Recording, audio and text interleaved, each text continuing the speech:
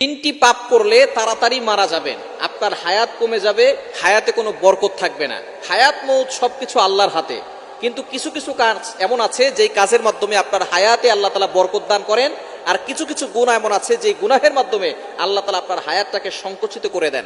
আল্লাহ তাআলা আপনার হায়াতের ভিতরে কোনো বরকত দেন না।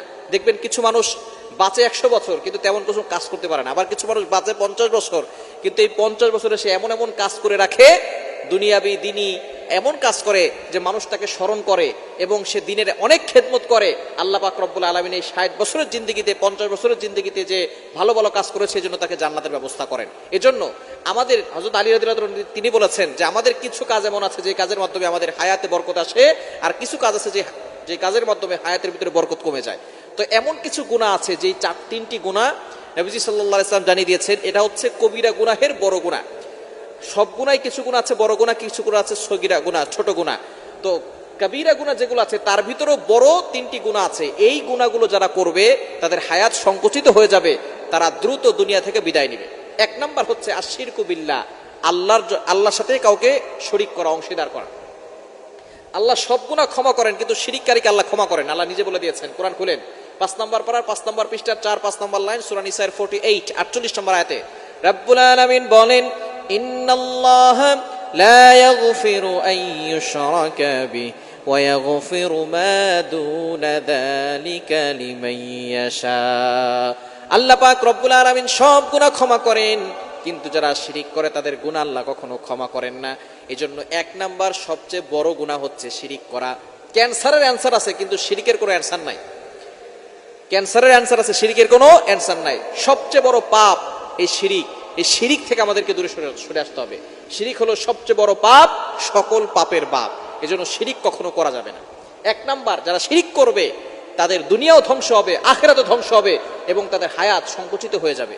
দ্বিতীয় নাম্বার যারা পিতামাতার সাথে খারাপ ব্যবহার করে, পিতামাতার সাথে যারা খারাপ আচরণ করে, পিতামাতাকে অনেক সন্তান আছে আঘাত করে, অনেক সন্তান পিতামাতার সাথে কটু ভাষায় কথা বলে, গালিগালাজ করে, এই সকল সন্তানদের হায়াত সংকুচিত হয়ে যায়। দুনিয়ার ভিতরে কিছু শাস্তি আছে আল্লাহ তাআলা দ্রুত দেন, তার ভিতরে এক নম্বর শাস্তি হচ্ছে পিতামাতার অবাধ্য যারা হয়, পিতামাতার সাথে খারাপ ব্যবহার করে, তাদের সন্তান যখন দুনিয়াতে আসে তারাও ওই পিতামাতার সাথে খারাপ ব্যবহার করে। আল্লাহ তাআলা দুনিয়া থেকেই তাদের শাস্তি শুরু করেন এবং দ্রুত শুরু করেন।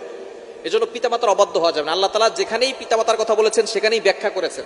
নামাজের কথা বলেছেন আল্লাহ তাআলা ওয়াকিমুস সালাহ, এস্টাবলিশ প্রেয়ার, নামাজ কায়েম করো, আতুজ যাকাত, যাকাত দাও। কিন্তু পিতামাতার কথা আল্লাহ তাআলা যেখানেই বলেছেন সেখানে অনেক লম্বা আয়াত দিয়েছেন, লম্বা ব্যাখ্যা করেছেন। কোরআন খুলেন, আল্লাহ তাআলা নিজে বলে দিয়েছেন 15 নম্বর পারা 3 নম্বর পৃষ্ঠার 6, 7, 8, 9 নম্বর লাইনগুলোতে, সূরা বনী ইসরাঈলের 23, 24 নম্বর আয়াতগুলোতে রব্বুল আলামিন বলেন, ওয়াকাদা রাব্বুকা আল্লা তা'বুদু ইল্লা ইয়্যাহু ওয়া বিল ওয়ালিদাইনি ইহসানা।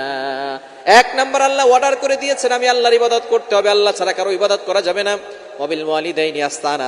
দ্বিতীয় নাম্বার হচ্ছে good dealings with parents, good behaviour with parents, পিতামাতার সাথে ভালো ব্যবহার করতে হবে।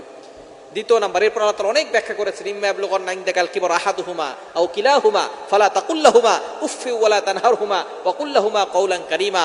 পিতামাতার সাথে উফ শব্দটি বলা যাবে না, তোমার কোনো ব্যবহারে পিতামাতা যাতে করে উফ শব্দটি না বলে, এবং পিতামাতাকে ধমক দেওয়া যাবে না, তাদের সাথে সুন্দর ব্যবহার করতে হবে। এবং তাদের জন্য আল্লাহ তাআলা দোয়াও শিক্ষা দিয়েছেন, রব্বির হামহুমা কামা রব্বায়ানি সগীরা, এই দোয়া পড়তে হবে। সুতরাং পিতামাতার সাথে যারা অবাধ্য হয়, খারাপ ব্যবহার করে, তাদের জীবনটা সংকুচিত হয়ে যায়। 3 নাম্বার যারা মিথ্যা সাক্ষ্য দেয়, মিথ্যা সাক্ষ্য দেওয়ার কারণে একজন নিরাপরাধ মানুষকে জেলখানায় ঢুকিয়ে দিলেন, তার ফাঁসি হয়ে গেল। সুতরাং আপনি যে মিথ্যা সাক্ষী দিয়েছেন আপনার হায়াতটাকে আল্লাহ তাআলা সংকুচিত করে দিবেন। এই মিথ্যা সাক্ষী দেওয়া হচ্ছে জঘন্যতম অপরাধ।